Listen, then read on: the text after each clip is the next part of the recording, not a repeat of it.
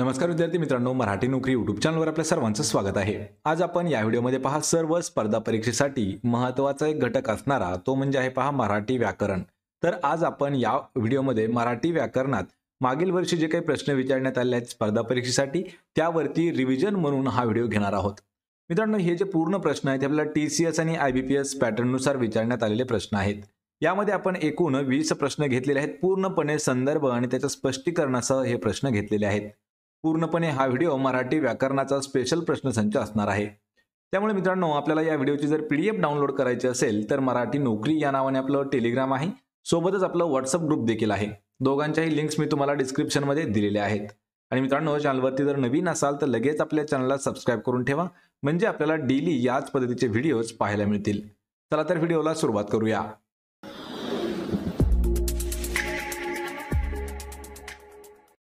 तर पहा, आपला प्रश्न आहे, आमची तारा कॉलेजात जाते या वाक्यातील अधोरेखित नाम कोणत्या प्रकारचे आहे। यामध्ये तारा हा जो शब्द आहे हा अधोरेखित केलेला आहे, म्हणजे या ठिकाणी तारा हे नाम आहे ते कोणत्या प्रकारचं नाम आहे। या प्रश्नाचं योग्य उत्तर आहे पहा पर्याय क्रमांक 1, तर तारा हे विशेष नामामध्ये येतं। लक्षात ठेवा, विशेष नाम काय आहे, सामान्य नाम काय आहे, धातुसाधित नाम काय आहे आणि भाववाचक नाम काय आहे, याच्या आपण प्रत्येकाच्या व्याख्या या व्हिडिओमध्ये घेतलेल्या आहेत। तर पहा, विशेष नाम म्हणजे काय आहे यामध्ये, तर कधी कधी सामान्य नाम हे विशेष नामाचे कार्य करतात आणि दिलेल्या वाक्यामध्ये तारा हे सामान्य नाम असून या ठिकाणी ते विशेष नामासारखा त्याचा उपयोग करण्यात आलेला आहे। पर्याय क्रमांक 1 आपलं या प्रश्नाचं योग्य उत्तर होईल। यानंतरचा प्रश्न आहे पहा, क्ष व ज्ञ यांचा समावेश वर्णमालेच्या तक्त्यात काय म्हणून केला जातो। मित्रांनो, प्रश्नाचं जर उत्तर येत असेल तर 3 ते 5 सेकंदामध्ये आपण प्रश्नाचं उत्तर कमेंट करून देण्याचा प्रयत्न करायचा आहे, कारण हे जे सर्व प्रश्न आहेत हे आपल्याला एकदम लो लेवलचे प्रश्न विचारण्यात आलेले आहेत, पण हे प्रश्न आपल्याला स्पर्धा परीक्षेमध्ये विचारण्यात देखील आलेले आहेत। पहा, क्ष आणि ज्ञ हे जे आहेत हे यांचा तक्त्यामध्ये काय म्हणून वापर केला जातो किंवा त्यांना काय म्हणून ओळखले जाते। तर या प्रश्नाचं अचूक उत्तर असणार आहे पर्याय क्रमांक 2, तर विशेष संयुक्त व्यंजने म्हणून क्ष आणि ज्ञला ओळखलं जातं। लक्षात ठेवा, क्ष आणि ज्ञ ही विशेष संयुक्त व्यंजने आहेत। यामध्ये क्षचा पूर्णपणे कसा उच्चार होतो पहा, क क्ष आणि अ म्हणजेच क्ष होतं, आणि ज्ञचा पहा द न य आणि अ मिळून हे ज्ञ होतं। पर्याय क्रमांक 2 आपलं या प्रश्नाचं योग्य उत्तर होईल।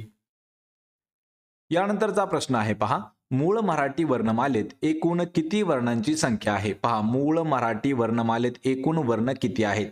या ठिकाणी थोडासा कॉम्प्लिकेटेड प्रश्न आहे, पण प्रश्न समजावून घ्या। या ठिकाणी मूळ हा शब्द दिलेला आहे, त्यामुळे पूर्णपणे वाक्याचा किंवा प्रश्नाचं रूप बदलून जातं। या ठिकाणी जर असा प्रश्न आला असता, मराठी वर्णमालेत एकूण किती वर्ण आहेत, तर प्रश्न वेगळा झाला असता, पण या ठिकाणी विचारलंय की मूळ मराठी वर्णमालेत वर्णांची संख्या किती आहे। तर यामध्ये वर्ण आहेत पहा, मूळ मध्ये ऑप्शन क्रमांक 3, तर 48 वर्ण जे आहेत हे मूळ मराठी वर्णमालेत होते। यामध्ये आता काही विद्यार्थी म्हणतील की सध्या 52 आहेत, पण लक्षात ठेवा प्रश्न परत एक वेळा पहा, मूळ मराठी वर्णमालेत एकूण वर्णांची संख्या 48 आहे आणि सुरुवातीला वर्णमालेमध्ये एकूण 48 वर्ण होते। जो GR आला आहे शासन निर्णय 2022 चा, त्यानुसार महाराष्ट्र शासनाने स्वीकारलेल्या वर्णमालेमध्ये एकूण 52 वर्णाचा समावेश करण्यात आलेला आहे। मूळमध्ये किती आहेत, मूळमध्ये 58 आहेत आणि सध्या जर विचारलं तर सध्या लक्षात ठेवा 52 आहेत। त्यामध्ये स्वर आहेत पहा 14 आणि स्वरादी आहेत पहा 2, व्यंजने आहेत पहा 34 आणि विशेष संयुक्त व्यंजने आहेत पहा 2, असे मिळून होतात किती, 52 होत आहेत। पर्याय क्रमांक 3 आपलं या प्रश्नाचं योग्य उत्तर असणार आहे। यानंतरचा प्रश्न आहे, सचिनने शतक ठोकले वाक्यातील कर्त्याची विभक्ती आपल्याला ओळखायचं आहे। तर आपल्याला माहित असणं गरजेचं आहे की या वाक्यामध्ये कर्ता नेमका कोण आहे। तर लक्षात ठेवा मित्रांनो, दिलेलं हे जे वाक्य आहे यामध्ये कर्ता आहे पहा सचिन, आणि या ठिकाणी काय आहे की ने हा जो आहे, ने हा त्याला लागलेला प्रत्यय आहे।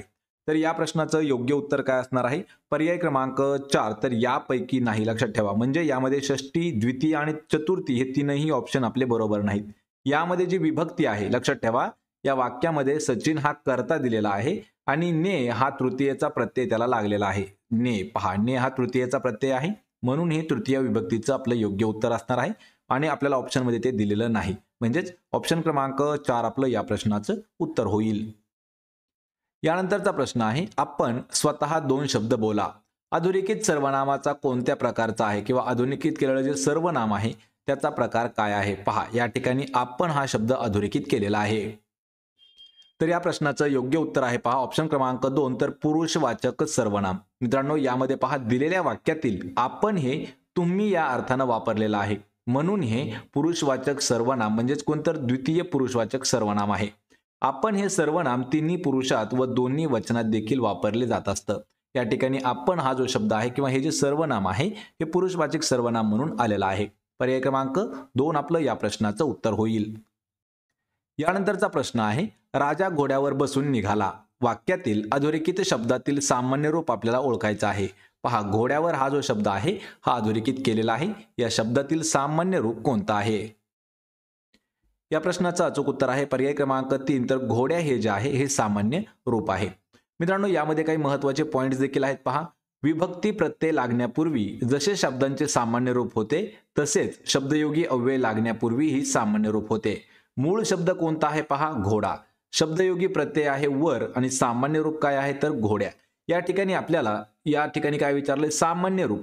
पण जर आपल्याला मूळ शब्द जर विचारला असता तर घोडा आपलं हे उत्तर आलं असतं. पर्याय क्रमांक 3 आपलं या प्रश्नाचं उत्तर असेल. प्रश्न 7वा आहे, वाक्याचा अर्थ पूर्ण करणारा क्रियावाचक शब्द म्हणजे डॅश होय. पहा, या ठिकाणी आपल्याला व्याख्या विचारलेली आहे. व्याख्या कशाची आहे? वाक्याचा अर्थ पूर्ण करणारा क्रियावाचक शब्द म्हणजे काय? तर या प्रश्नाचं अचूक उत्तर होईल पर्याय क्रमांक 2, तर त्याला क्रियापद असं म्हटलं जातं. क्रियापदाची व्याख्या लक्षात ठेवायची. वाक्याचा अर्थ पूर्ण करणारा क्रियावाचक शब्द तो असतो क्रियापद. उदाहरणामध्ये जायचं झालं तर पहा, ती हसते. या ठिकाणी पहा, वाक्य पूर्ण झालं. हसण्याची क्रिया जी आहे या ठिकाणी दाखवली आहे आणि हे जे आहे हे क्रियापद देखील आहे. पर्याय क्रमांक 2 आपलं या प्रश्नाचं उत्तर होईल. यानंतरचा प्रश्न आहे, तो नेहमीच भांडण करतो. या वाक्याचा काळ कोणता आहे? तो नेहमीच भांडण करतो.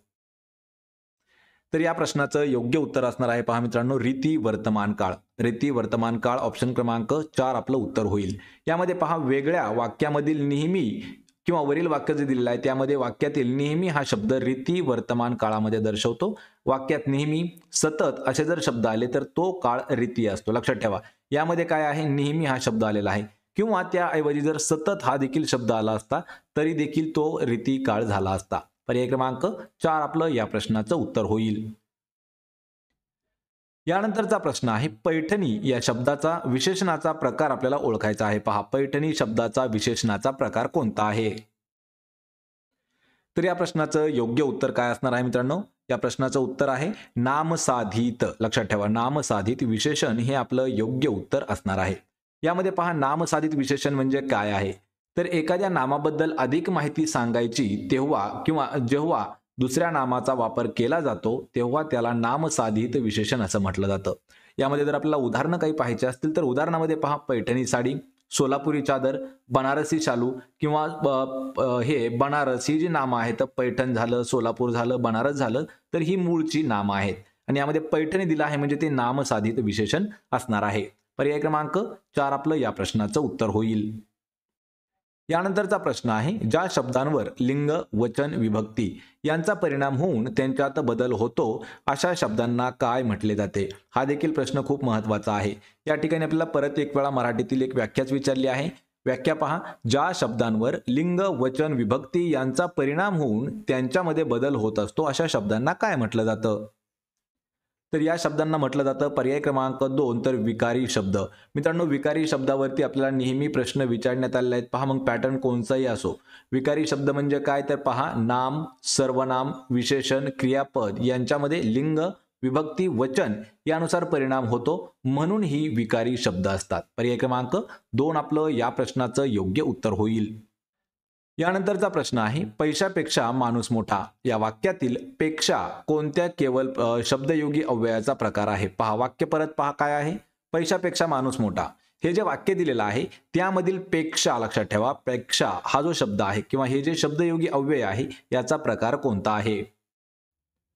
तर या प्रश्नाचं योग्य उत्तर असणार आहे ऑप्शन क्रमांक 4, तर तुलनावाचक शब्दयोगी अव्यय आहे. लक्षात ठेवा, शब्दयोगी अव्यय म्हणजे काय आहे हे आधी लक्षात, शब्दयोगी अव्ययाची व्याख्या आपल्याला माहित असणं गरजेचं आहे. तर वाक्यातील नाम किंवा सर्वनाम यांचा वाक्यातील इतर शब्दांशी असणारा जो संबंध दर्शविणारा शब्द असतो, अविकारी शब्द, तर त्या शब्दयोगी अव्यय असं म्हटलं जातं. यामध्ये शब्दयोगी अव्यय हे नेहमी एखाद्या नामाला किंवा नामाचे कार्य करणाऱ्या शब्दाला जोडून येत असतं. आणि यामध्ये तुलनावाचक मध्ये लक्षात ठेवा, पेक्षा, तर, मध्ये आणि परीस हे जे 4 शब्द आले तर ते तुलनावाचक असतं. पर्याय क्रमांक 3 आपलं या प्रश्नाचं योग्य उत्तर असणार आहे. यानंतरचा प्रश्न आहे, अबब किती मोठा साप आहे? या वाक्यातील अबब काय आहे? पहा, अबब हा जो शब्द आहे हा खूप महत्वाचा शब्द आहे आणि वाक्यामधील पूर्ण उत्तर आपल्याला या एकाच शब्दावरती दिलेलं आहे. तर या प्रश्नाचं योग्य उत्तर आहे पर्याय क्रमांक 1 तर केवल प्रयोगी अव्यय आहे. पहा, अबब कोणतं? केवल प्रयोगी अव्यय. मित्रांनो, यामध्ये आपल्या मनातील विचार व्यक्त करण्या अगोदर उत्कट भावना व्यक्त करण्यासाठी केवल प्रयोगी अव्यय जे आहे ते वापरलं जातं. म्हणजे यामध्ये पहा, अबब आश्चर्यदर्शक केवल प्रयोगी अव्यय आहे. अबब पर्याय क्रमांक 1 आपलं या प्रश्नाचं उत्तर होईल. यानंतरचा प्रश्न आहे, भाजीपाला घेऊन बाबा घरी आले. अधोरेखित शब्दाचा समास आपल्याला ओळखायचा आहे. यामध्ये भाजीपाला हा जो शब्द आहे हा अधोरेखित केलेला आहे. तर या शब्दाचा समास काय असेल? या प्रश्नाचं उत्तर आहे पर्याय क्रमांक 1 तर समाहार समास आहे. यामध्ये लक्षात ठेवा मित्रांनो, हा प्रश्न खूप महत्वाचा आहे. यामध्ये भाजीपाला यामध्ये काय आहे? भाजीपाला, कोथिंबीर, मिरची यासारख्या इतर वस्तू त्याला म्हणतो आपण पहा भाजीपाला. आणि यामध्ये समाहार द्वंद्व समास लक्षात ठेवा, दोन्ही पदाबरोबर इतरही घटक महत्वाचे असतात. तो असतो समाहार द्वंद्व समास. म्हणजेच पर्याय क्रमांक 1 आपलं या प्रश्नाचं उत्तर होईल. यानंतरचा प्रश्न आहे, ज्वाला आणि फुले हा काव्यसंग्रह खालीलपैकी कोणाचा आहे? या ठिकाणी आपल्याला एक काव्यसंग्रह दिला आहे पहा, ज्वाला आणि फुले. तर या काव्यसंग्रहाचे कवी किंवा लेखक कोण आहेत हे आपल्याला सांगायचं आहे. या प्रश्नाचं उत्तर आहे पर्याय क्रमांक 1 तर बाबा आमटे. लक्षात ठेवा, बाबा आमटे यांचा काव्यसंग्रह आहे ज्वाला आणि फुले. कोणाचा आहे? बाबा आमटे यांचा. आणि मित्रांनो, असेच प्रश्न जे आहेत हे आपल्याला परीक्षेमध्ये विचारले जातात. त्यासाठी आपण डिस्क्रिप्शनमध्ये एक लिंक दिली आहे. त्यामध्ये महत्त्वाचे जे काही साहित्य आहेत आणि त्याचे साहित्यिक आहेत तर त्यावरही एक व्हिडिओ घेतलेला आहे. त्याची लिंक मी तुम्हाला डिस्क्रिप्शनमध्ये दिलेली आहे. या प्रश्नाचं उत्तर आहे ऑप्शन क्रमांक 1. यानंतरचा प्रश्न आहे पहा, इप्सित साधने या वाक्प्रचाराचा योग्य अर्थ कोणता आहे? मित्रांनो, आपल्याला प्रत्येक परीक्षेमध्ये वाक्प्रचार, म्हणी, समानार्थी शब्द, विरुद्धार्थी शब्द हे खूप वेळा विचारण्यात आलेले आहेत. त्यामधीलच हा एक शब्द आहे पहा, इप्सित साधने. हा वाक्प्रचार आहे, त्याचा अर्थ काय आहे? तर याचा अर्थ आहे पहा ऑप्शन क्रमांक 2 तर इच्छिलेले साधने, त्यालाच म्हटलं जातं पहा इप्सित साधने. यामध्ये आपल्याला एका वाक्यात उपयोग देखील या ठिकाणी करून घेतलेला आहे. इप्सित साधने म्हणजे काय? तर त्याचा अर्थ आहे इच्छिलेले साधने. यामध्ये जर उदाहरण घ्यायचं झालं तर समीरला अधिकारी बनायचं होतं. खूप मेहनत घेऊन त्यांनी त्याचं इप्सित साध्य केलं. म्हणजे काय? त्यांनी जी इच्छा केली ती साध्य केली किंवा ती मिळवली. पर्याय 2 आपलं या प्रश्नाचं योग्य उत्तर होईल. यानंतरचा प्रश्न आहे, मुखातून निघणाऱ्या मूलध्वनीला काय म्हटले जाते? पहा, मुखातून निघणारा मूलध्वनी त्याला काय म्हटलं जातं? या प्रश्नाचं योग्य उत्तर आहे पर्याय क्रमांक 2 तर त्याला वर्ण असं म्हटलं जातं. वर्णाची व्याख्या लक्षात ठेवा, आपल्या तोंडावाटे निघणाऱ्या मूलध्वनींना आपण वर्ण असं म्हणतो. हे जे मूलध्वनी आहेत ते हवेमध्ये विरतात आणि नाहीसे होत असतात. ते नष्ट होऊ नयेत म्हणून त्यांना आपण लिहून ठेवतो. आपण ते रंगाने म्हणजेच वर्णाने लिहून ठेवतो म्हणून त्यांना वर्ण असं म्हटलं जातं. यामध्ये उदाहरणार्थ सांगायचं झालं तर पहा, मू म्हणजे काय? अक्षर आहे. म आणि उ जो आहे तो वर्ण दिलेला आहे. पर्याय क्रमांक 2 आपलं या प्रश्नाचं अचूक उत्तर होईल. यानंतरचा प्रश्न आहे, अनाथ या शब्दाचा खालीलपैकी समानार्थी शब्द कोणता आहे? अनाथ या शब्दाचा समान अर्थाचा शब्द. मित्रांनो, अशाच पद्धतीचे आपण 300 पेक्षा जास्त समानार्थी शब्द घेतलेले आहेत पहा. त्याची लिंक मी तुम्हाला डिस्क्रिप्शनमध्ये दिली आहे. त्या ठिकाणी जाऊन आपण तो देखील व्हिडिओ पाहून घ्यायचा आहे. अनाथ हा शब्द त्याचा समानार्थी शब्द कोणता आहे? अनाथाला अजून एक शब्द आहे पहा ऑप्शन क्रमांक 3 तर पोरका म्हणजे अनाथ. लक्षात ठेवा, अनाथाचे समानार्थाचे शब्द पोरका, आई वडिलांशिवाय, दीन, निराश्रित आणि निराधार. या ठिकाणी करुणा हा शब्द आहे तर करुणा या शब्दाचे समानार्थी शब्द पहा, दया, कृपा, कीव आणि माया. हे जे शब्द आहेत हे करुणाचे आहेत. पर्याय 3 आपलं या प्रश्नाचं उत्तर होईल.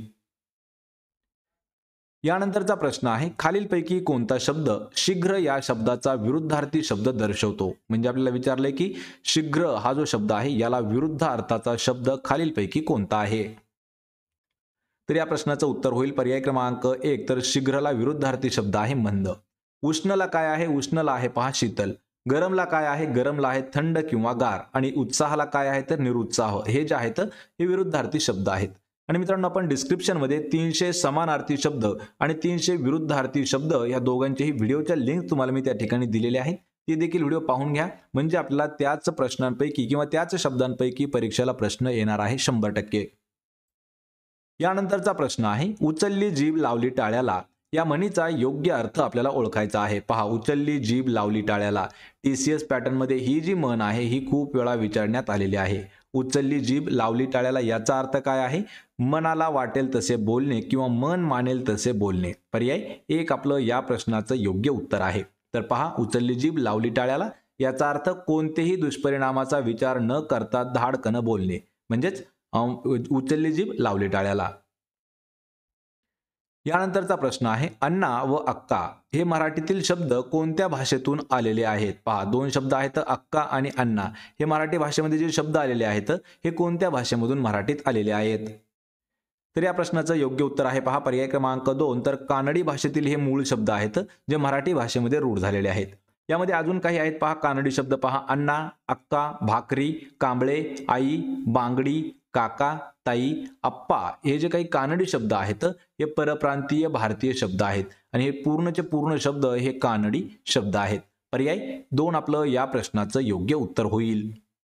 तर मित्रांनो, हे होते महत्त्वाचे 20 प्रश्न जे आपल्याला परीक्षेमध्ये विचारण्यात आलेले होते आणि हे मराठी व्याकरण प्रत्येक परीक्षेसाठी खूप महत्त्वाचं आहे. मग पॅटर्न कोणताही असो, त्यामध्ये आपल्याला TCS असो किंवा IBPS असो किंवा आपलं राज्य शासन असो, यामध्ये कोणीही जरी प्रश्न विचारले तर सामान्य ज्ञान असो, मराठी व्याकरण, त्यावरती काही प्रश्न हे सगळीकडे सारखेच येत असतात.